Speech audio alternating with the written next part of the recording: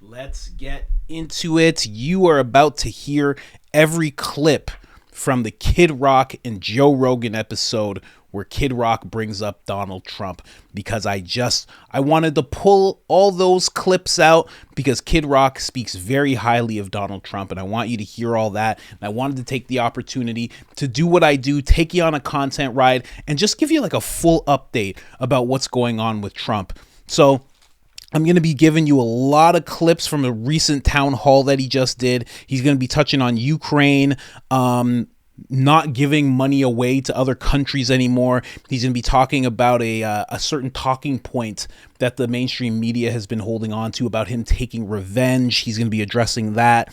Then Trump's going to be discussing his VP list. If you didn't know, that's a real thing. He has a list. Then he's going to be talking about New York and what New York has degraded into. And my opinion is that what's happening in New York right now is going to sway New Yorkers towards Donald Trump, but we'll get into that a little later. Then we're going to be hearing the mainstream, the belly of the beast, MSNBC is going to be giving their take on Donald Trump and his lack of condemning Putin in the recent death of Alexei Navalny that took place recently. Then you're going to hear Trump's side of it. Then you're going to hear a Fox representative talk about how what is happening to Trump is very akin to what happens in communist countries. You got to hear that. She makes a great point. Then we're going to hear Kevin O'Leary, the host of what's it called? Shark Tank. He's going to be talking about New York, and he's going to be talking about a really interesting question about New York, because recently New York, I'll just say New York in general, has decided to charge Trump $355 million in that bogus fraud case. So he's going to be addressing that and what it means for other people who are millionaires like Trump, billionaires like Trump, developers like Trump. Then they're going to be speaking on the lawsuit. Trump's going to be giving his take on that and the judge and what he thinks. And then we're going to hear from Tulsi Gabbard in defense of Trump. There's a whole lot going on in this episode. Take a ride with me. Don't forget about IamCoachColin.com. We got all sorts of great stuff on this website. Discount code is IamCoachColin.com. Or no, I am Coach Colin. All capital letters, all one word, one L in the name Colin. Let's get into this clip. Most of the things I say. When you think about it, I've done so many podcasts, hammered, and then after we're all listening or thinking about what we said, like, what did we say? Like, oh boy, story of my fucking life. Yeah, but people like that. They like real humans. They don't want some fucking pre-programmed bullshit shoved down their throat just to make a little bit more money. Well, that's incredible. No That kind of seems like a big chunk of the country wants that. They want to go back to this normal, fucked up DC. All the bullshit that's been going on there, I would dare say, for our lifetimes, it's just become a lot more out in the open for several reasons. You know, social media and the sharing of media worldwide, and fucking Trump pulling everyone's fucking pants down there. Yeah, showing them, look, everyone has a small penis in this fucking town. See, I just showed it to you. They act like they have the biggest dicks on earth. One thing no one can deny is that he exposed the media. He exposed the media for being essentially a propaganda agent. It's not just the news. Yep. And to pretend it's the news, they never covered anything that he did that was positive. Anything had some negative spin on it. They spent years talking about some fake collusion story with Russia and never apologized for it, never took it back. And they'll allow people on the show to support that, to try to justify that, or to try to even say that it's not true, that he did collaborate with Russia. How many times I've been watching the evening news? I'm a sucker for news, and I've flipped between them. I'll flip between CNN and MSNBC and Fox. You know, mainly Fox, but then I watch the evening news. I watch ABC one night, NBC. This is just one example. There's a million of them, as you know, but like they're talking about January 6th, and they completely edit his speech. They take out the part where he says, let's march down there peacefully or whatever. He actually says that, and they cut it out. He says, we're going to march down the Capitol, cut, and then they go, if you don't fight like hell, you're not going to have a country. Yep. I mean, how the fuck do they get away with that? They get away with it because they are the news, and no one's checking them. There's not another news. If the news was real, the other news organizations would go, this is horrible propaganda, and what you've done is you've edited out a former president, you've changed his words. This should be illegal. You're taking it completely out of context. The whole thing is so fucking screwball. Every single presidential race we've ever had that I can remember, people contested the results. Hillary Clinton. When Hillary Clinton did it and Stacey Abrams, they all no fucking said big deal. He didn't really win the election. They all said there was Russian collusion. They all said that he was essentially an agent of Russia. They all said that he's an illegitimate president. They all said that he didn't win the election. They all said that. There were so many people that said it. It was nuts. Oh, pencil neck, fucking dick, Adam Schiff. It's crazy how people still listen to those folks. You know what's crazy about that election? I'm not a conspiracy guy or whatever, but I'm like, fucking, it just seems like shenanigans. I love when anybody says, I'm not a conspiracy guy. I mean, I'm a conspiracy. I'm a total fucking conspiracy guy. Fuck it. I don't give a shit either way. But I was like, there's so many fucking shenanigans that it's coming so fast with the COVID shit and the ballots all over the place. You know, Secretary of States are taking liberties. But here's my position. But wait, on let me ahead, finish please. this one. It was that. Hold on, did I lose my train of thought? Secretary of Sorry. State. It was that. Okay, so the biggest corporations on the face of the earth are getting hacked. Right. But there's absolutely no way you can get in this election thing. I'm like, then why aren't these corporations using that technology? Why are they still getting fucking hacked? Kid Rock asking some big questions. I love when people, because Joe Rogan will flow with whoever he's on his show with, you know? So when he has Kid Rock, he's somebody who is just, you know, that's one person you could actually say is far right, and he'd look at you and say, "You damn right I am." And he'd throw a Bud Light can in the air and go bang. He's amazing that way, you know. So now Joe kind of has to flow with this. Like, you're not going to go against Kid Rock when he's talking about how great Donald Trump is. Not just because you don't want to go against Kid Rock, because it's actually his friend. You'd actually be disrespecting his friend. So you don't want to do that with Kid Rock. It's very, very interesting. Now, I am just going to the next clip. Don't worry, I'm not going to take up too much more time here. We just got to make sure that we're on the right one, and we are. Let's get this going. Next clip, ladies and gentlemen. Let's go. Or is the media just that much more accessible? That, like, as the population grows, things make sense. That it gets more of whatever. Right.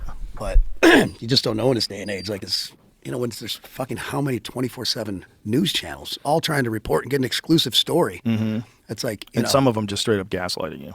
Oh, yeah. Gaslighting you on the news. If I shit my pants right now, like just legit shit my fucking pants, like it would be the biggest story of this week, maybe next week. It'll be a big one. That loser, he shit his pants. As if it's never happened to you. Well, it's not like the left-wing media is reporting any good stuff I do. No. Well, I'm just in their sites. What we need is a non-wing media. That's what we need. There should be value in just the news, and that's what Dr. Phil wants to do. That's supposed to be the AP. Yeah, it's supposed to be, but it's not anymore. Because I think journalists at some point in time, at least corporate journalists, a big percentage of them decided that they're working towards a better future. They're activists, you know. And I think some of those people are not very charismatic, and they're people don't like them that much. They just happen to be on television. Well, why do many of these people refuse to retire? Because now they have a career. They have that's all they it's have their now. identity. Mm-hmm. It's their identity. It's like they're 75 years old plus. Yep. They refuse to go away. Yeah, they won't go away. And they also want to give their opinions all the time. A lot of these people want to give their opinions on things. Yeah, I want someone who's actually has, if they're in the media, who has consequences on their opinions. When you're fucking 77, you know, and you're, what's her name from ABC or whatever, like, who's crying at fucking Hillary Clinton's, you know, when she lost the election, who reports fucking world news. Yeah. You're like, she has nothing to fucking lose. That's not a journalist. No, I want somebody who's young, has a family. Like, you have shit to actually lose if you're going to sway things, this, that, and the other, and get called out on it if you're in the media. If you want to talk shit, join a band. I just feel like we need objective news with no spin at all. Absolutely. And not coming at a place where you don't want to report on a certain thing because it makes Trump look good. Not you know, just look at what are the facts? What are we dealing with? Like, what are we dealing with in terms of the economy? What are we dealing with in terms of international conflict? What are the facts? What's actually happening? Don't twist it in some weird liberal or conservative way. If they went by facts and things like that, there's no one been better than Trump. The shit he got done, and if you just look at the numbers in his record, forget about all the noise.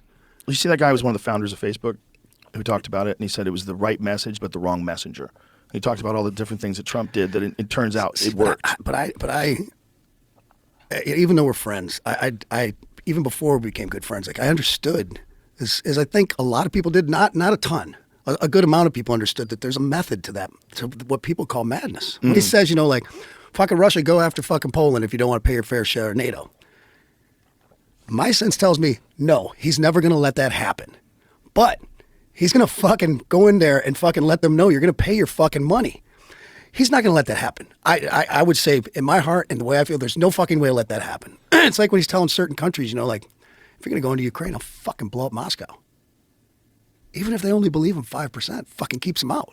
You know what I mean? The guy knows how to fucking go in and get shit done and talk business-wise and make these statements and this and they don't know what the fuck he's going to do. But I have to say, when he was in office, by me, he did the right thing pretty much every fucking time. Everything he did for this country, whether it was keeping the border in check, fucking everybody working, including minorities, energy fucking independence, build the fucking military up, keep us out of fucking wars. I mean, the list goes on and on. I think if people could look at it without his personality attached to it, they'd be able to see that. But that's one of the most amazing things the media has done, is they've turned a guy who was a celebrity, who was beloved. He was the host of The Celebrity Apprentice on NBC. Zelensky was a celebrity. Everyone puts him on the highest fucking pedestal. Like, oh, he's the greatest fucking. It's like, yeah. Well, that's confusing too, right? Super confusing. That whole thing, when the left is calling for war and the left wants war, that's like, what has happened to the world? Trump just said the smartest thing. Everything he says to me is fucking great, but smartest thing is like, we should not, I've kind of spoke about this with family and friends through the years, like, why do we keep getting into these wars, giving countries this fucking money and we get nothing in return? This should be a fucking loan, or we should take land or natural resources that they can buy back one day with a small interest or something. Why are we just giving fucking money away, giving our resources? Oh, you know, the fucking trillions we spent in Afghanistan and Iraq? So what's the answer to that, though? Why did they do that? I have no fucking idea. I wish I had the answer. I'm not smart enough to know that. Yeah. Man, so true. So many things. Now, going back on that clip, now I'm going to go to the next clip, of course. You know, I'm not going to keep you guys too long. We got a whole bunch of stuff to go through. I got like 12 other clips after this. So the one thing that came to mind when they were talking about those people that have nothing to lose and they just want people to hear them talk and they're old is Bill Maher. Bill Maher, in my opinion, is exactly that.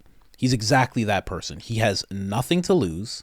His points don't even make sense anymore. And it's almost like, I don't know, he just seems so bought and paid for. But I was having a conversation with my friend and he was like, no, man, he's not bought and paid for. He just has nothing. And I was like, maybe. Because right away, you know, when you go to these people who seem like they're a little bit like propagandists, you start to think, you know, they must be getting paid something. But my buddy was just like, he has nothing. He has nothing anymore. He has no wife. He has no kids. This is all he does now. He's just gotten into this loop. He's almost 70. He's not going to stop now. He's going to keep giving his opinions. And they're going to get more out of touch and out of whack as time goes on. I thought of that right away. And I know I don't mean to shit on Bill Maher. I mean, I think he has some points that are great. And he stands up the way a comedian should stand up and say what they think. And it's very inspiring at the same time as a comedian. But he just came to mind right away. He's one of those guys that's just like, that's enough. You're good. Like start a network and start recruiting guys that are like you know, on the left and right. Like build a network or something. I don't know. Maybe he just doesn't want to do that. But for what Kid Rock was saying, I'm going to jump into this clip. Trump's a straight shooter. That's what he meant by that. I've said this before in videos. Trump he'll say stuff and you'll hear him because of the way he speaks. He's just a straight up New Yorker. Because of the way he speaks, if he says something that's a fact, you're kind of like, he's just pulling that out of his, you know, I don't know. Why is he saying that? But it's actually based in real fact. Like he is still a person who has people around him who are informing him of the numbers. You know, like you'll hear him talk about polling. He'll be like, we're ahead by 30, 40, 50. And you're like, oh, this guy's just saying numbers. And it's like, no. He just saw 9 different polls. And he's just saying all the numbers that he saw in various polls. You know, just like a small thing like that. And then also he knows how to get aggressive. You know, like what Kid Rock was talking about. He knows how to get very aggressive. Like he got aggressive with Putin. You know, he got aggressive with Xi Jinping, president of China, or emperor, or dictator, whatever you want to call him. He got aggressive with that guy. And most of all, and I've said this time and time again, that when it comes to making deals, when he sees something, you know, maybe he doesn't have the heart of an angel, but when he sees something, he knows his team's America. and he sees something that's not in America's favor, he goes, no. How are we going to make a better deal? He does. Consistently, he's made better deals for America over and over and over again. Let's get to the last clip. Kid Rock going in for Donald Trump. Let's go. That's amazing. I mean, I don't hope he did, but if he did, it's a funny story. This is a very good source. Damn. It's not fair. It's not fair to do that to an old guy. But that just shows you the mechanism behind the scenes that keeps the country running. It's a bunch of people working for the president, and now they're essentially pulling all the strings. It's kind of wild. And those people definitely don't want to see Trump get into power because then they lose everything. Well, it's like the last election. A lot of this stuff seems like it was done semi behind the curtain. And now it seems they've come to a point they're like, we don't give a fuck. Yeah, we're coming right after this guy. Yeah. Everything. We're going to fine him $355 fucking million for where there was no one that got hurt and a fucking There's no victims. Fucking insanity. Yeah, that's what the insane part about that is. Elon actually posted about that. Like, where's the money going? Where's the money going if there's no victims? If he didn't owe anybody any money, where's that money going? Because there's no like one person that's a claimant, right? I hope he drops it off in fucking pennies right at Letitia James's front door and that fucking stupid judge. I'm just fascinated by watching it all play out. Because it's like they're doing it right in front of your face. Right in front of your face, like a banana republic style prosecuting of your political opponents, framing them in the worst way possible. Getting judges, like, we tried to figure this out, and we tried to be as reasonable as possible. Let's figure out how anybody could ever value Mar-a-Lago at $18 million. Unbelievable. Well, you go to Google right now, look at blank property and Palm Beach. Yeah, a couple acres will come up for $100 million on the water. He's got property, 18 acres on the water and the intercoastal. Just the land alone is insanely valuable. And then there's a palace on it. Like, for you to tell me that's only worth $18 million, I'd buy 3 of those. There's vacant land on Zillow. Go to Zillow. Type in Palm Beach. Go like highest to lowest price. Bro. Something will come up for $100 million. It's 2 acres. I'm not even a real estate investor, but if I found that for sale for $18 million, I'd snatch that shit up and turn it right around. Right. You're crazy. That's so biased to say that's $18 million, no matter what metric you're using. But think about it. It's been pretty much every day, every week, since this guy came down the escalator and announced he was running for president. It's been nonstop, and I can confirm that because I got on board pretty early before he got the nomination publicly, and I've had shit thrown at me at my level, just constantly nonstop. This guy's took it every fucking day. That's why we call him Teflon Don. He is, in an odd way, the only president that didn't age. They all rapidly age. Dude, I golf with that fucker all the time, man. It's fucking unbelievable. That guy doesn't miss a fairway. Hits it 250 yards right down the freaking middle. That's amazing. It's incredible. And that's his only form of exercise too, right? He's so smart when he's talking numbers and different things and his memory, like everything. You're just like, man, it's mind-boggling. Really? He's that smart. Really is. It's unbelievable. Has there ever been a turnaround like that before where like so many people love the guy for his bombastic personality, and then he becomes president, and then they all hate him? You know when it all started? See, the media would have you think that everyone hates him. No, most people love him. The reality is when you go to the UFC, I said when Tucker Carlson, him, and Dana White walked in, it was like the Republican Avengers. Yeah, that's funny. It was the most insane reaction. It was like they have a super team. There's a super. Where was that one at? Well, I've seen you guys walk in together multiple times. New York for Vegas, sure. Miami was a big one. But they were all nuts. Yes, New York was bananas. Yes, bananas. New York City. And that is a very diverse crowd, the UFC. And I just wanted to stop it right there because Madison Square Garden, he's actually going to do a rally. If he gets Madison Square Garden for a rally, I'll see you there. 100%. Going up to that for sure. Now, to what Joe Rogan was saying, we're going to move on to a bunch of other clips that I got for you. Trump heavy episode, guys. Trump heavy. YouTube's not going to like it, but it's okay. Now, where that money's going, the $355 million? Listen, obviously, they just spent, $53 million on prepaid credit cards for migrants. There's a little, just think about that. For them to recoup in this whole situation that they're in, just what they just did with the debit cards alone, that if you're just sitting there looking at Trump's money and like, where's it going? It's like, boom, $50 million right there. Where else is it going to go? Easily another 50 million towards the fact that none of these immigrants are paying for anything. They're living in hotels. They have their food taken care of. Pretty much all of Trump's money is going to go towards the immigration crisis that New York is facing right now. probably a couple pockets too, a couple pockets here and there. You know what I mean? Judge did his job. Here's a little bit, take a little bit there, buddy. You know, just things like that. But for sure, most of it's going towards the immigration crisis. It's wild. Let's go to the first clip here. Just Trump talking about not giving away money anymore and kind of standing his ground as the president of the United States, and in turn having America stand their ground. Let me make sure I'm on the right minute. I am. Let's bring this clip up. Let's go. Pull over if I win. Now, you're getting slammed from some of your old adversaries about your NATO comments. Watch. Why is Donald Trump so enamored of Putin? Well, part of it is he's a wannabe dictator. He even said the other day, let's basically get out of NATO and, encourage Putin to do what he wants. All of us should reject the dangerous statements made by the previous president that invited Russia to invade our NATO allies if they weren't paying up. So does this mean you're not going to defend NATO countries if they haven't paid their 2 point whatever percent? Yeah, sort of. It does. We have 28 countries.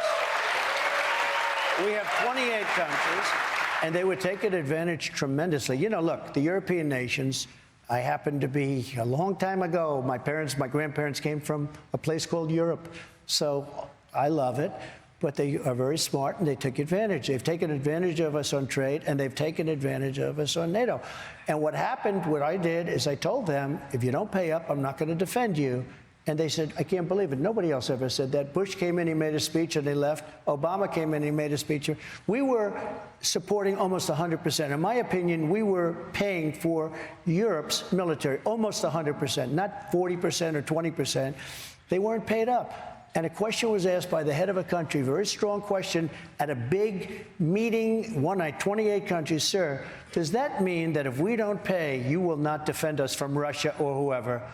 I said, you say you didn't pay? You were delinquent? He said, yes. Let's say we were. I would not defend you. Now, if I said I would defend them, they wouldn't have paid. As soon as I said, that's right, that's exactly what it means, the money came pouring in, billions of dollars. And the Secretary General, who couldn't believe it because he went through Obama, he went through Bush, he went through all of them, they never paid up. Everybody owed money. Of the 28 countries, 8 had paid almost up. Like 11 or 12 have now Very paid few. their... Well, maybe. But do you think Article 5 should be amended as its current? I think a country should have to pay. If you don't pay, why should we? Look, we have a bigger purpose than that, but they will pay. It's like Ukraine. They're not paying. We're paying. We're paying for the Ukraine much more than they are. They should be paying at least on an equal basis. They should actually be paying more. And the reason they're not is that nobody's asking them. I guarantee you, Biden, do you think Biden's calling these guys and saying, listen, fellas, you got to pay up. Pay up. Get your ass moving. Pay up. Not going to do that. He'll go, Right now, the guy doesn't know he's alive, okay? And if Man, but that's exactly what Kid Rock was talking about, right? Why have this kind of handout mentality? And then Trump's just like, I'm just gonna tell him to pay. I love how, and here's the thing, this is why so many people love him. He's not even breaking it down in like he is kind of talking about in political terms because he's telling you exactly what's happening. But he's just like, they have to pay. We're paying this much. They should have to pay this much. It's been so many years. They haven't paid up. He even said they're delinquent. He's talking like a real estate person. He's like, are you going to be delinquent? I need my money. That's how it should be. And here's the thing. I know so many people probably think, maybe not you, but so many people probably think it's a bit aggressive to be that way. But when you do that, it benefits the country. That's what, and it's very interesting that none of these other presidents did it and wanted to collect that money. Like, what is the incentive there? I don't even understand it. It can't always just be, every president can't be like, oh, I want to destroy the country from the inside. That can't always be the situation. There's something going on.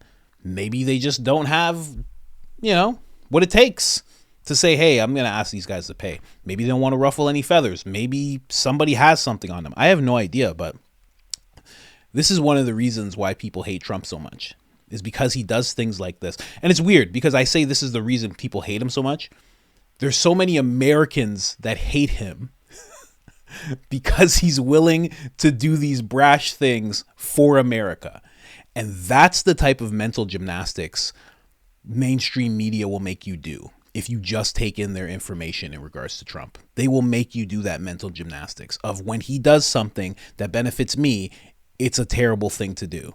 It's racist, it's xenophobic, it's unprofessional. Whatever they make you think about it. It's ridiculous. Let's move on to the next clip. He's talking about Ukraine, more of what Kid Rock referred to a method to his madness. Let's listen to this quick. Sense. We need borders. We don't want to give foreign aid to countries that hate us. I mean, we're giving foreign aid to countries that hate us. If you look at the numbers in terms of the billions and even trillions of dollars that we give to foreign aid, and yet we don't protect our own border. We don't protect our own military. We have the greatest, I knocked out ISIS. Everyone said it would take 4 years. It took me 3 months to totally decimate ISIS. We took out Soleimani. We took out al-Baghdadi. We did a job like nobody's ever done. So you wouldn't be in favor of giving $60 billion more for Ukraine? Because they said without that money, Ukraine will definitely lose the war, which would then empower Vladimir Putin and endanger our allies. And I guess the thing that bothers me most, it would have never happened if I were president. Well, it did happen, so what are you going to do about it? But it would have never happened. Putin would have never done it for two reasons. Number one, I said, don't do it. He would never have done it. And the other reason was oil prices were low. At $40 a barrel, it doesn't work. What would you At do now? $100 a barrel, he made a fortune during this war. So what I would do is, first thing I get on the phone is with the European nations who are in for 25% of what we're in. We're in for over $200 billion. They're in for $35 billion. We spent about $100 billion so far, but it will be $160. It's a difference of $150 billion. They've got to start paying up. It affects them much more than it affects us. We have an ocean in between us. They don't have that ocean in between. They have to start paying up. And why they haven't paid? Because nobody asked him. Biden doesn't call. Does Biden lie awake at night, sleeping, he turns for another reason, not for the reason we're talking about, sweating, saying, we got to get more. We've got to get them to pay up because there's $150 billion difference. I feel very bad. Remember this. You're really up against a war machine in Russia. Russia, what they do? They defeated Hitler. They defeated Napoleon. They're a war machine. They're a much bigger country. Orban, who I think is a fantastic guy. A lot of people don't like him because he's a little bit on the tough side. He is the prime minister of Hungary. And he said, and he came out very strongly, they asked him, what's going on? The whole world is collapsing. He said, if the United States elects Donald Trump, it'll all end. Viktor Orban is very much somebody who would say exactly that. There was a video of him speaking about Donald Trump and his foreign policies that I had at one point, but YouTube has taken it off, or I don't know what happened, but I can't find it anymore. I'll say that. But yeah, Trump, man. I gotta correct. What's her name? Laura Ingraham. It's not I don't know why everybody keeps saying 100 billion. It is far past in terms of billions. It's either at or going past 160 billion. It is close to $200 billion. I've been hearing people say 100 million for months, and there have been packages after packages passed. I don't think people realize that when Israel was in need of aid, when that package was put together, Ukraine got a little bit. I don't think people realize that when Biden put that border bill out recently, there was 60 billion for Ukraine. There was 14 billion for Israel. I don't think people realize that all they did was take out the money that they were going to give to the border, and they reintroduced that bill, and I think it may have passed. So you have to think about that. If it was at 100 billion, like she said, it's at least 160 billion now because they did receive that money. And that's for another episode, but they literally just took out the border money from that border act and just presented it as some other bill or some other package that needs to be passed, and it got passed. So don't understand how that happens at all, ever. I always chalk it up to money, but I have no real clue. Let's jump into the talking point of Trump taking revenge on the people. Day one, I'm going to be a dictator. Day two, the rest of the days, I'll be fine. There's some thing that he said like that jokingly, and then people keep thinking about how he's going to take revenge. Joe Scarborough of MSNBC was like, he's going to kill us. He's going to kill people. You know, maybe it's you that's afraid. He's like, all of us should be afraid. I'm like, maybe it's just you because you did crazy things. Maybe it's just, those island dwellers, those people that were on the island. Maybe they have to worry. I don't think it's the general public that has to worry about this type of stuff with Trump. Let's get into the next clip. Mr. President, our country is so divided right now. I know you have suffered endless attacks, no doubt. But how can you assure independent and undecided voters that your focus as president will be on improving the state of our country and not settling those old scores? It's an interesting question, I must say. Look, I did it before. We had a great 4 years, especially before that very last part where COVID came in, and we did a great job there. We've been given great marks on the economy and on the military and on foreign affairs, but never got the credit we should have gotten in that. We did something amazing, and the stock market was higher in the end. But just before I call it the China virus because I like to be accurate, came onto our shores, we had the greatest economy in the history of the world, even going up to the end. But this period of time, and it was success. Successful is the word I'm using to answer your question. We had such success in history. Some of your favorite pollsters like McLaughlin and Fabrizio, I met them the day before I heard the word COVID or pandemic, the day before. And we were talking about the next election coming up. They said, sir, if Abraham Lincoln and George Washington came back from the dead, they couldn't beat you. We had the greatest economy ever. And the people, let's call them on the left and far left, were calling me. We want to get together. I've never seen anything like it. I said, do you believe this? Everybody was happy. African American, Asian American, Hispanic American. We're going to get into that because of your polls on that. When you look at the poll numbers today with African American, Hispanic American, we're doing better than any. But the question about score settling, a lot of women, a lot of women voters, they don't like the name calling, they don't like the score settling. They love your policies, and they just want Trump's policies, maybe not so much of the other stuff. So I think that's what the question, if you don't mind my asking, I think that's what she's getting at. But also you want to say, how do you get together? We're going to get together through success. When the country was at a level that we had the best employment numbers in history, everything was good. And this country was coming together. Then we got hit with COVID, but this country came together. I don't care about the revenge thing. I know they usually use the word revenge. Will there be revenge? My revenge will be success. Hey. Success. I like that he said that because a lot of people have said over and over again that they're hearing his talking points being more about, the things of the past, how he got screwed over, who did him wrong.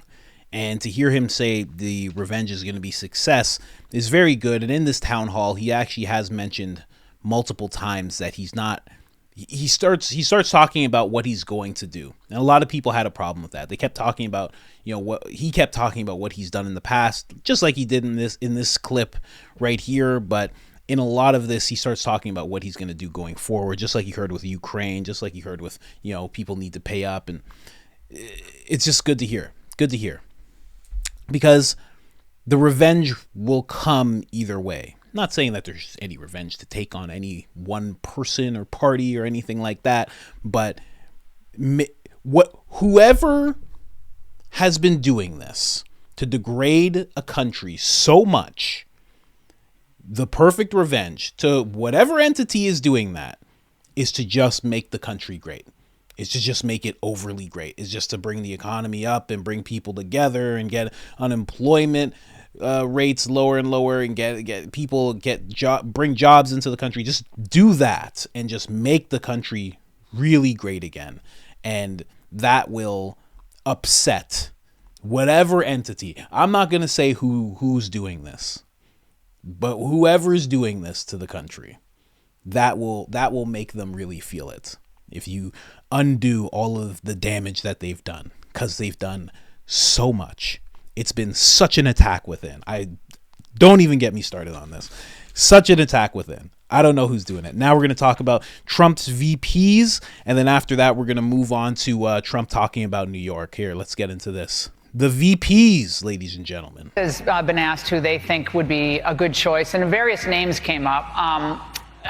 One of them was, of course, Vivek Ramaswamy. Yeah. He's made a big splash. Ron DeSantis, who's making an appearance today in South Carolina, we just found out. Obviously, Tim Scott, Byron Donalds, and a big presence here for Tulsi Gabbard. Very interesting. And Kristi Noem as well, I should say. Right. Are they all on your short list? They are. Honestly, all of those people are good. They're all good. They're all solid.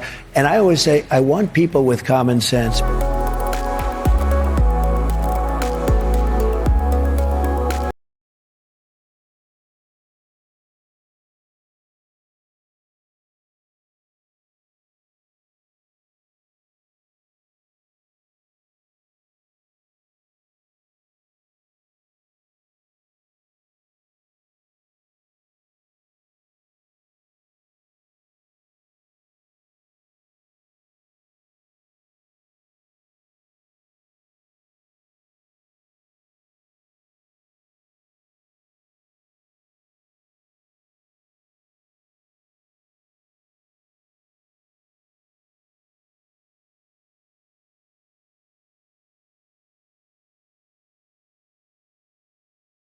Oh, I was muted the whole time. My bad, guys. Okay, I'm just going to break it down real quick.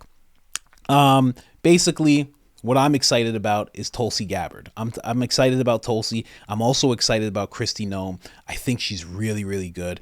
I think some people are going to be disappointed that Carrie Lake is not on that list. I've seen a lot of people in the comments talking about how great Carrie Lake would be, and I agree, but I wasn't thinking about her in the whole breakdown of things. But she's not on the list, apparently. Maybe she's on Trump's list. Maybe if Laura actually brought up that name, maybe Trump would have went, yeah, she's on the list as well. Not sure. But Vivek would be good. In my opinion, I think Tulsi would be better. I just do. She served the country.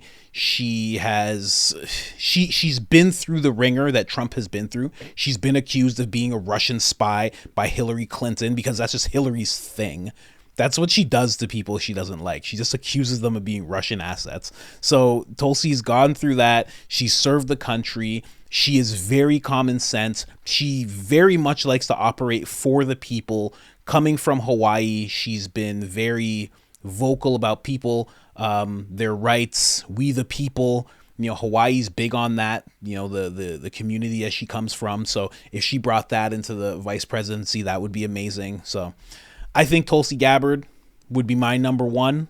I think in that list, I'm not even thinking like Tim Scott and all those guys. That's not happening. But Tulsi would be number one. I think Vivek would be number two. Kristi Noem would be number three. But Kristi Noem's great. You should look into her. The way she handled the pandemic, the way she stood up, she's amazing. All right, let's get into the next clip. We're going to be talking about New York here. And again, I'm going to be talking about the immigration crisis and how this is actually going to work in Trump's favor, I think. Let's get into it. Said that Republicans should have a no state or city left behind strategy. Yeah. Ronald Reagan had that strategy in 1980 and 1984. And you told Maria Bartiromo that you may campaign in the Bronx or at Madison Square Garden. When might that be happening? Very soon. Look, we have 9 months yet. But I'm going to see about Madison Square Garden, and we're going to go to the South Bronx, and we're going to go to Queens and other areas, because if you look at what's happened in New York, I'm not even blaming the mayor. I think the mayor has sort of been told to take a back seat a little bit because they came after him violently. You know, they came after him like they're going to indict him when he started speaking up, and now he's become quiet. These are fascists we're dealing with. They're terrible people. And so I'm not blaming him. I'm just saying we have 500,000 migrants, illegal migrants in New York on Madison Avenue. They're sleeping on Madison Avenue. They're sleeping on Fifth Avenue. It's horrible what's going on. I think there's a chance to win New York. The people are very, very unhappy. The poll today that just came out in New York, just to remind everybody, in 2020, Biden beat you by 23 points in New York. But in the latest Siena poll, Biden's only ahead of you by 12 points. And that's with zero Republican presence and, you know, no ads, nothing. Now, you're winning men 47-40 in this poll, but you're upside down with women 54 to 29. How could you turn that around in New York with women voters? Again, many of them love your policies, but maybe some of the other stuff they don't. So nationally, we're doing very well with women. We're leading Biden by a lot nationally, by 12 and 14 points. And we're doing much better. But we're talking about this 50-state strategy. I'd like to do the 50-state. I'd like to focus on it. I wish I had more confidence in the election and, in all of the way they accumulate ballots, to be honest with you, because I think we do very well in California, but not when they send out 36 or 38 million But ballots. there's real progress in New York. I mean, this is a significant poll with no Republican advertising. Among Latinos, you're at 41% in New York. Among African Americans, you're at 26%. Those are 40% increases from 2020. So with a little work in a lot of these states, New England has 12 Senate seats. I mean, I'm from Connecticut. Why is Connecticut down the tubes? Why is Illinois down the tubes? Why is California lost? New York, New Jersey. Right. New Jersey, very strong. We're a great Trump state. I think we have a chance. If you win any of them, you automatically win the election. I mean, you'd win. Virginia's another one. New Mexico, we did great in New Mexico. I think we have a really good shot there. Colorado is very interesting because of all this mess where you had this group of people trying to take somebody out of the ballot. They're saying we're doing very well in Colorado. I think we're doing well everywhere, but we're He is doing very well everywhere. But just to focus on New York, what they were talking about. Now, Trump is actually right. Mayor Adams was literally saying, this is going to destroy New York City. What is happening here, these immigrants coming in, it's going to destroy New York City. And then all of a sudden, exactly like Trump said, he got real quiet. He got a couple of attacks because, all of a sudden you're xenophobic. You're the problem all of a sudden, because black people nowadays can be the black face of white supremacy. So if you're going to sit there and act like a problematic white man, the mob will treat you like one, even if you're black. So he experienced a little bit of that. And now he's very quiet. Just having these people come and, they're just living for free. And it's a rough time for Mayor Adams. He has done nothing good in my mind. I've done so many videos on that guy. I haven't seen anything good. Tracking New Yorkers' meat consumption, trying to get them to eat less meat, trying to get them to switch to vegan lifestyles. You're the mayor. Why do you think that's even a thing you're allowed to even propose? Trying to get rid of gas stoves. Telling people that they have to open up their private residence, any extra rooms they have, trying to tell them that they need to open it up to to people who just came into the country, completely taking out businesses in regards to like a hotel. It's like, all your business is done for now. We're just putting immigrants in here. We'll pay you, but it won't be the same amount as you get paid regularly. Doing the same thing, the restaurants, how we handled 2020, 2021, it's just, I'm not into that guy. Not at all. Absolutely terrible in my opinion. But he is very silenced, and he has been silenced. I hope he's felt the mob. It helps when people feel the mob sometime. But I think all of this, what's going on in New York, because you can find multiple interviews with people, what's happening in New York right now is going to help Trump win New York. There are many New Yorkers. Here's the thing: when they're talking about women, you have to think about this. Okay, I know I'm gonna sound a little sexist for a second, but some women, not all women, but there's a large amount of women who are married. And maybe they don't handle the finances. Maybe they're not handling the brunt of bringing home the bacon, as it's called. They don't really care about what's going on in the economy. But the ones that do, the career women, the women who are out and about and running around and trying to work, they're going to feel it. And they're going to start swaying towards Trump. And I bet that percentage that he has already are women like that. Now, younger women kind of lean towards the woke side a lot of times. So they're not going to vote for him just based on the fact that it's not a good thing to do. You're not a good person if you vote for Trump. So maybe he'll have trouble there. But I think all in all, throughout the whole city, people are going to start feeling it more and more. A cop gets beat up and a bunch of guys get released scot-free, no bail. That's going to happen with other people too. It's not, if it's already at cops so early in the game, that's going to spill down into the city. That's going to spill down into the citizens. And when that starts happening and it starts affecting your actual people, the people that you work with, the people that you are family with, that's when that whole place will be swayed towards Trump. Because it's like what's happening in New York right now is Biden's plan. For Biden, like this is good. Good job.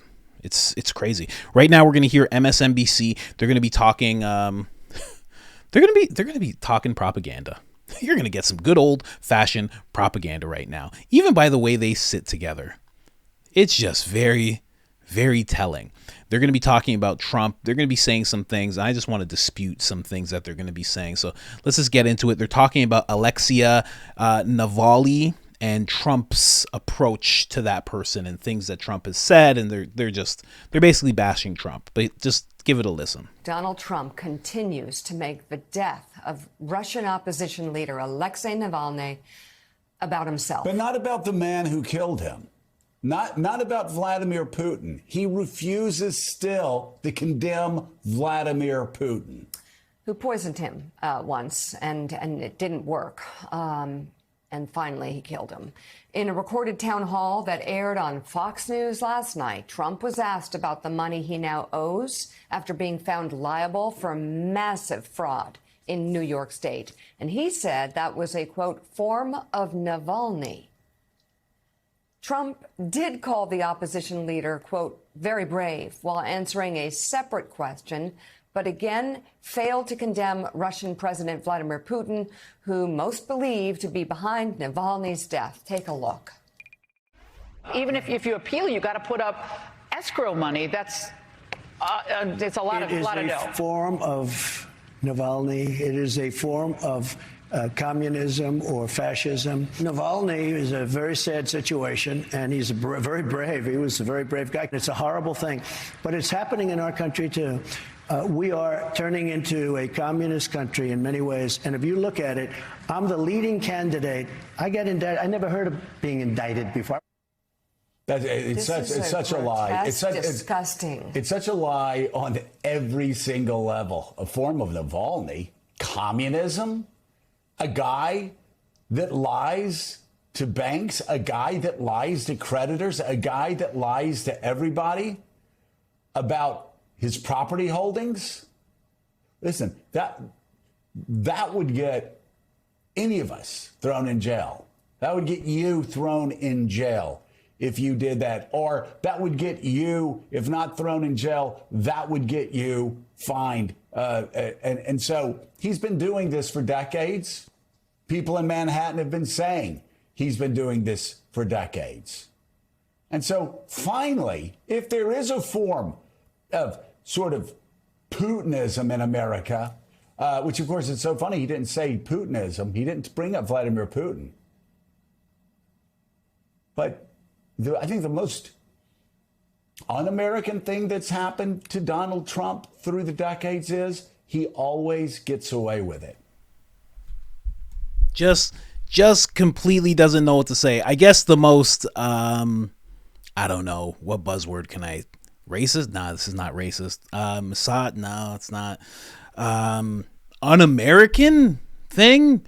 Just throwing out words. Just throwing out words. I love those two.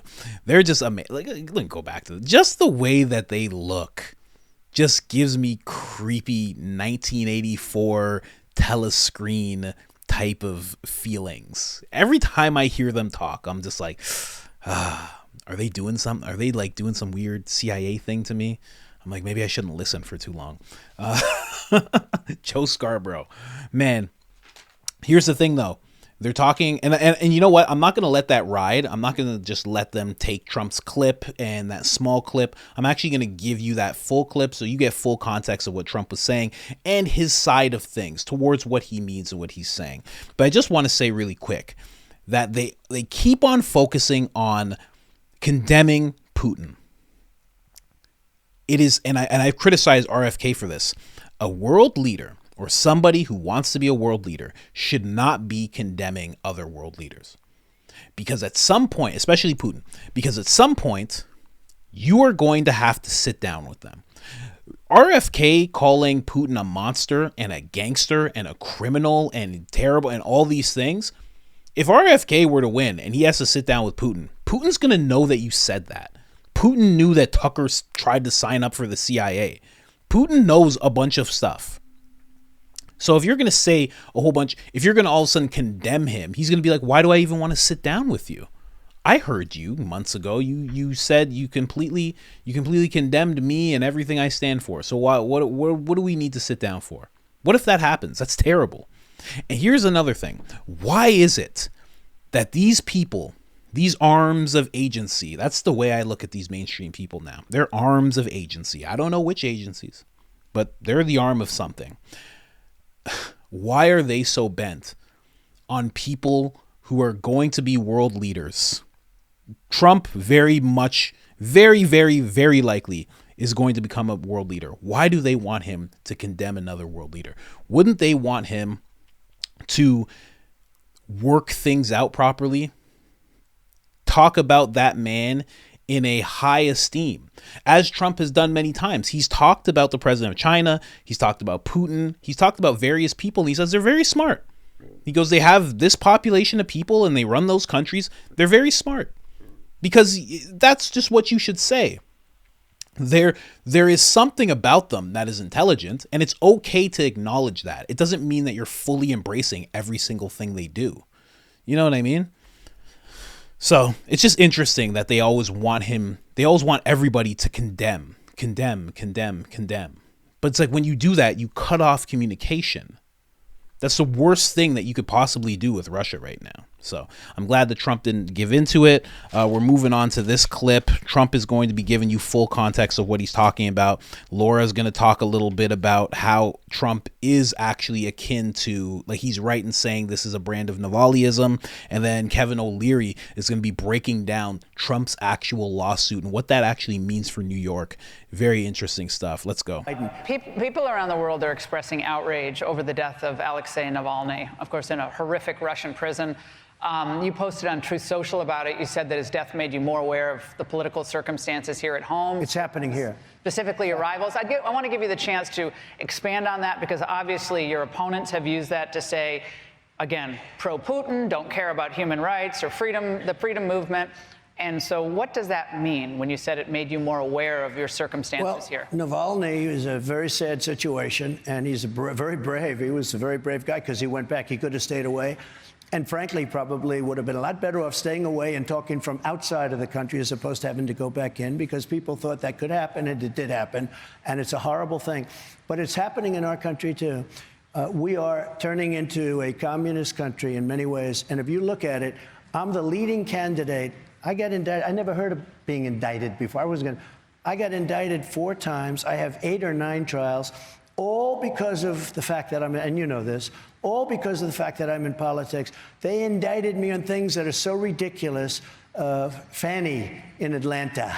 We'll get into that. We're going to get into that in a moment. But we're going to get into my favorite DA in a moment. But do you see yourself as a potential political prisoner in the United States, because that's their goal, is to put you in jail behind your bars, right, for the rest of your life? If I were losing in the polls, they wouldn't even be talking about me, and I wouldn't have had any legal fees. If you had retired from politics, would all these cases? If I were out, I think, although they hate me so much, I think if I got out, they'd still, let's pursue this guy. We can't stand this guy. Look, I won an election that wasn't supposed to be winnable. I then did much better the second time. I won't get into it, but I did because of Fox. But I did a much better job the second time. We got millions and millions of more votes the second time. And now we're doing much better than we did the second time and the first time, almost put together. Are you a potential political prisoner, sir? Well, I think because of the fact that I'm doing so well, that I'm beating Biden at a level that they've never seen before. This is not supposed to happen. You know, it's much easier for a Democrat to run. Much easier. 100%. I wonder, do Democrats really go through anything like this? Like, has there ever been a Democrat who's almost getting arrested for the things that they do? I mean, barring the whole Hunter Biden situation, you don't really see anything like that. No one gets questioned like that. Now, let's move on some more context towards what those propagandists were talking about. I mean, MSNBC. You know what I mean. Those names are interchangeable. Interchangeable. There you go. My mouth doesn't work. We've been at this for almost an hour. I'm sorry, guys. Let's move on. Laura's going to explain something pretty interesting to me. I like this a lot. She really does relate what Trump is going through to what Navalny was going through. Not quite Navalny, but just what people like Navalny go through in communist countries. Good evening, everyone. I'm Laura Ingram. This is Ingram Angle. Thank Wow. Of course I'm listening to it that fast. My bad, guys. you, as always, for joining us. Tyrants in training. That's the focus of tonight's angle. Is Donald Trump at risk of being America's first real political prisoner? I thought a lot about this over the weekend. Now, with the unconscionable financial judgment in that New York civil fraud case, the Fani Willis debacle in Georgia, the efforts to knock Trump off state ballots, and of course, let's not forget Jack Smith's January 6th criminal prosecution, what else are Trump supporters supposed to think? Now, there are various ways that despots cling to power. Political opposition is eliminated through censorship of opposing views, intimidation of free thinkers through harassment, and also show trials, of course, and imprisonment of the opposition. That's all part of it. And then there's always the threats to family members and financial ruin. Well, Donald Trump is facing all of that. Now, how do we know this is all political? Well, aside from New York's totally novel application of fraud statutes or Fulton County's spurious claims that Trump is running some kind of RICO enterprise, there's this obvious point. Had Trump just quietly retired from politics, none of us would have heard about Letitia or Fannie or Jack. Russia and its Biden-era ally China, well, they're pros, aren't they, at destroying dissent before it gets too powerful. They're brutally vicious and efficient. China subjugates and tortures Uyghur Muslims. Russia crushes the pro-freedom protesters, imprisons Navalny, then announces a sudden death. Now, anyone who challenges the ruling authority now knows the same fate can happen to them. Now, by the same token, loyalists who prove themselves, to be, real followers of the movement, well, they get special privileges and accolades. And that's exactly what the leaders of the Get Trump crew are hoping. Watching this, you could see, Fani Willis was, if standing on business, was a witness. I also saw today, frankly, was a clinic in Black womanhood. He's a fraudulent businessman, and eventually those house of cards fall down. But Tish James was really smart. There were many winners today when the Court of Appeals opinion was issued. Special Prosecutor Jack Smith and his brilliant legal team. Yeah, with communist dictators, now we know what we're getting, right? We're getting tyranny. Dissent is not tolerated, period. Of course, all supposedly to protect the tranquility and security of the motherland. Bull. In North Korea, Russia, China, the rule of law is perverted and it's weaponized against inconvenient forces. Everyone knows the game. Security forces, government lawyers, judges, they're not independent. They're all political hatchet men for the Communist Party. Very much so. And it does seem like that is what's happening with Trump. It really does. I mean, it's at this point, it's so hard to argue. Right down to, at one point it was harder to argue, but when he actually went to trial and then you saw the judge, I've done some episodes on the judge and just who he is and things that he actually thinks about outside the courtroom that he thinks he's allowed to do as a judge. And it's just like, as soon as I saw the judge, I'm like, oh, he's really getting set up here. It's very interesting to see. So it very much is like that. I just want to go back to this really quick. How tyrants keep power: censorship, intimidation, harassment, show trials. Just keep that in mind. As you're just moving through life, watching news, watching some MSNBC or CNN, or you're watching YouTube or whatever it is, just keep this in mind as you see people in politics get dealt with. See if this type of stuff ends up happening to them. I can think of censorship, intimidation, harassment. I've seen that multiple times. More so in media, to actual independent journalists, I've seen this happen to quite a bit. But yeah, It's happening in politics as well. So Trump is really right to say that it's happening here too. I know the people of MSNBC, Joe Scarborough, he was so enraged that Trump would say that, but it's hard to argue once you start connecting some dots. Now, we got Kevin Leary, the host of Shark Tank. He's going to be talking about, he's raising a really good question, not just for the citizens of New York, but also for people who are like Trump, who are in real estate, who are developers, and not even just for people like that, who are like Trump, for entrepreneurs in general. What's going to happen from now on? Are they going to continue to do this? Are they going to continue to hire jacked up judges and just get massive fines because they're trying to just keep their city afloat? Are they going to use... let's just get into it. So I wonder to what extent that really is true. But on the second point, wouldn't there be many companies who would not want to do business or loan money to people like yourself or investors if they know that they can get away with fraud and there's no recourse to protect them?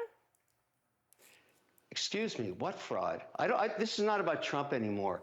When you get a developer that builds a building and he says it's worth $400 million and he wants to borrow $200 million from a bank, which happens every day, everywhere on earth, including every American city, every developer is an entrepreneur. They shine the light on their building and they say it's worth 400. The bank does its own due diligence, as was done in this case, because they're very good at it. The banks are very good, and they say, no, it's worth 300. We're only going to loan you 150 million. That haggling has gone on for decades. That's how it works. And then in this case, even the bank that was supposedly defrauded testified and said, we didn't lose anything. We want to do business with this guy again. We'd like to, but the judge said, no. Let's penalize this developer for $355 million. And if we're going to do that, let's penalize all the developers all across America. They've all done the same thing. All of them should go to jail, and we should stop building buildings. That's what the message is from New York. Even the governor herself is concerned about what this looks like to investors all around the world. It's not just U.S. domestic. All around the world, people are talking about what happened here. You really think people want to invest money in New York after this? How about we go somewhere else? I think there are people who would, I don't want to cut you off, but I want to converse with you instead. You just did. It's only because I want to have a conversation, you know what? Kevin, I respect as opposed to just having I respect you tell because me. you're a lawyer. You're a lawyer. You understand exactly what I'm talking about. I got to tell you, I'm respectable for a number of reasons, Kevin O'Leary, but being a lawyer is one of those issues. But I'll tell you, when I hear your conversation, and I do want to converse with you about this point, I understand that there are legitimate concerns that were raised during the trial and will continue to be raised about who the quote unquote, who is actually bringing the suit. It wasn't the banks who were saying that we as consumers or unsophisticated feel this way, but Letitia James, the Attorney General, and I know you want to expand beyond Trump, has suggested, well, it's about making the playing field level for those who are not the major and billionaire investors, but for those who are supposed to put business records out there, want to get a loan, the idea of making sure that they have to have the same true statements included as those who have a lot more money. Is there any weight to that for you? Well, I ask you who lost money, and I'll make it even clearer. You and I, we're developing a data center together, and I say to you, we can go to New York, where this just happened. It's your money now. You're now an investor, and you're taking risk. You're an entrepreneur with me, right beside me. We're together on the deal. Or I can show you Oklahoma, North Dakota, West Virginia, where the governors actually ran businesses. Let's go there, where this never happened before. They have power. They have permits. They've got legislation that's supportive of entrepreneurship.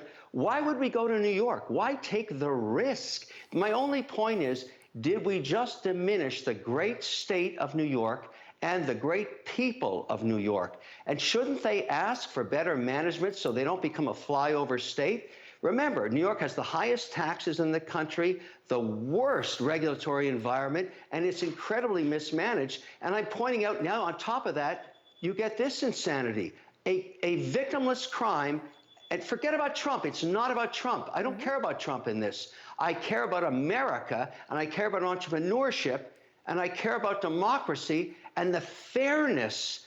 The judicial system is now being criticized. People are asking themselves, the bar of New York, Is this judge rational to charge $355 million in a case where no one lost any money? Is that good for the people of New York? Shouldn't the people of New York wake up to this and say, what's happening to us? Why is this becoming so perverse? Why are we the focus of this injustice? And nothing to do with Trump. I'm not supporting Trump. I'm supporting American entrepreneurship. And New York is slowly becoming the #1 loser state in America.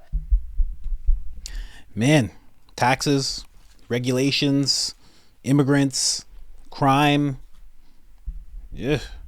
Pretty soon, a lot of those immigrants will be able to work. Shortage of jobs. I think he's right.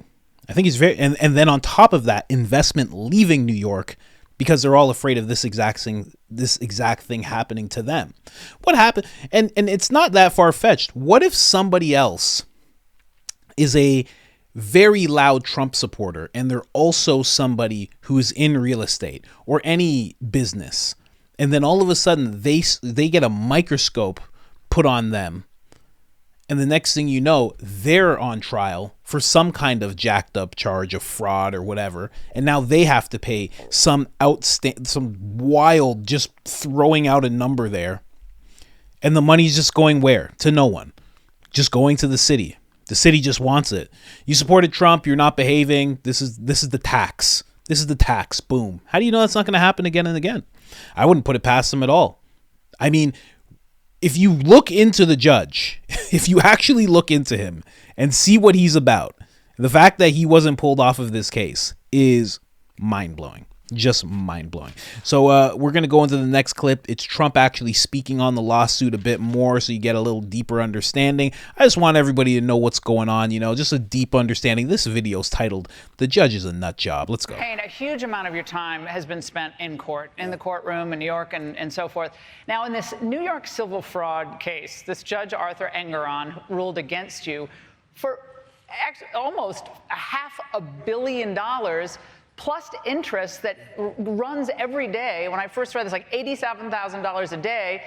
How will you put up that kind of money? Because you have a bond to put up. Even if you appeal, you got to put up escrow money. That's it's a lot of dough. It is a form of Navalny. It is a form of communism or fascism. The guy's a nut job. I've known this for a long time, and I've said it openly.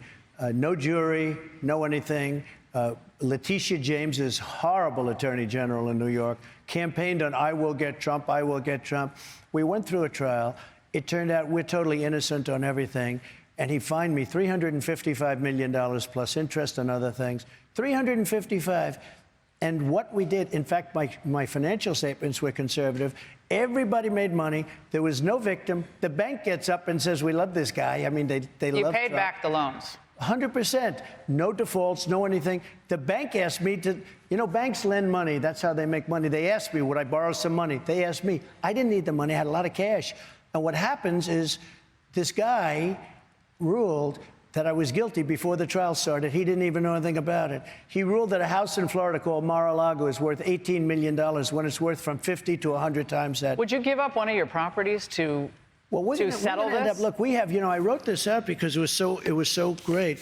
I just looked at it. People call up, all of your friends, the lawyers call up. They say, it's the most egregious punishment anybody's ever seen. Tim Scott knows that. He sees it. The Eighth Amendment. Excessive bail shall not be required, nor excessive fines imposed, nor cruel and unusual punishment inflicted. That's the Eighth Amendment. Excessive fines. This is a state court ruling. I have a fine. Yeah. I did business with a bank and insurance companies that loved me. They still do business with me. They wouldn't do business with. But you have the practical. You're a practical man. You have a practical question, which I thought about a lot last night because it's such a huge amount of money. You have to decide whether you're going to put up that bond and escrow to appeal. Are you going to do that? And where are you going to get the money? I'll tell you what we're going to do. Number one, I have a lot of cash, but that doesn't mean he can take it. I mean, you know what he did? I think he looked at my cash and he said, well, we'll take all of his cash. This is all coming out of the White House. This is everything that you see, whether it's that one or the DA. In the DA's office, in Bragg's office, he has his top people from the DOJ working in the district attorney's office in New York. Nobody knows that. Everything is coming out. This is all election interference. They're trying to damage me so they can win another election. They want to do you ever a just say, different you ever just say to yourself, you know, I'm done. This is what they, why? A lot of people would have said, I'm out. Why are you staying in this?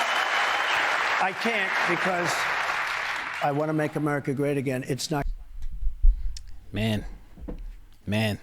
Very interesting. You know, Brett Weinstein was on Joe Rogan recently, and he was talking about how RFK has talked about things that are worse than death. And, you know, he's alluded that RFK is, you know, putting his life on the line. And I would say more so Trump is, because they keep shooing away RFK. They keep shooing him away and ignoring him.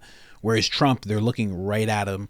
They're focusing on him. They're pushing him. They're doing all the things that you would do to exactly what Trump said, actually wear him down and get him out, distract him, damage him. So I get it. And I'm going to do an episode on that about what Brett Weinstein was talking about. But I say Trump is in way more danger than RFK Jr. I mean, RFK Jr. has a legacy of danger, but Trump he's on the front lines right now. He really is. It's pretty wild. And again, I have to look into it. Who is that money going to go to? Because hearing Kevin O'Leary, hearing Trump, where is this money going to go? It seems like it's just going to go to, it seems like the city is just going to take the money. They're going to be like, thank you, we needed this. Like, are they going to force it on the bank? They're going to be like, listen, I know you said nothing happened and you didn't lose any money, but here's $100 million. Like, what are they going to do? It's very, very odd. Very odd. And nobody questions that. That is a glaring question, the same way it's a glaring question of Justine Maxwell going to jail for trafficking to no one. It's like Trump is going to jail, or Trump is getting charged a fine, and the money is not going to go to anyone who was involved in the case. What's going on? But again, Rogan's talked about it so many times. This is Banana Republic type of stuff. So it doesn't have to make sense. When people have power and they want to keep power and they're making a play for it, nothing they do has to make sense. All it has to do is maintain their power. We're going to listen to Tulsi Gabbard give a quick speech about what's going on with Donald Trump. And, you know, this might be her little play for the vice presidency. She probably heard this. This video came out just 2 hours ago. I said in a post on X that Federal Reserve Chair Jerome Powell, quote, should cut interest rates now, given most of inflation was caused by supply shocks. If he doesn't, he may be the person most responsible for the return of Trump. The Democrat elite and their cronies, they're using our criminal justice system to prosecute and distract the Republican presidential candidate in the midst of his campaign. As we know, Donald Trump currently faces 91 charges in 4 criminal cases, 44 on the federal side, 47 on the state side, all felonies. This most recent ruling in New York, the real estate case, charging him a $355 million fine plus nearly $100 million in interest for a business transaction where there was no victim or complaint, where all parties made money. So egregious that even people who are not fans of Donald Trump are standing up and saying this is crazy and criticizing this judge's decision that from the very beginning has been a very clearly politically motivated hit job.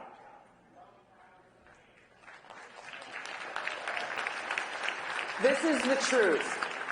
They're hoping and doing all that they can convict Donald Trump of some crime, any crime, to try to undermine his support and therefore prevent what they fear most, a second Trump presidency. And there's a reason why they're so afraid of him, because he poses a threat to this establishment where they draw their power from. When we take a step back and look beyond the personalities, look beyond Donald Trump and Joe Biden, what we're facing is a threat of far greater magnitude. A very dangerous precedent is being set. Our democratic republic is being destroyed by the permanent Washington elite, and there are people in both political parties who truly believe they and not the American people have the right to decide who should be our president. 100%. 100%. She said that beautifully. She might be the vice president, so look out for that. I just wanted you guys to get a full update. We went way long on this episode. Wanted you to get a full update of what's going on with Trump. Every time I search for Trump in any search bar, all that comes up is negative news, negative news, negative news. I just wanted to try and push it the other way for a change. So that's your full update. Subscribe if you like the content. Like the episode. It helps so much. And other than that, I'm out.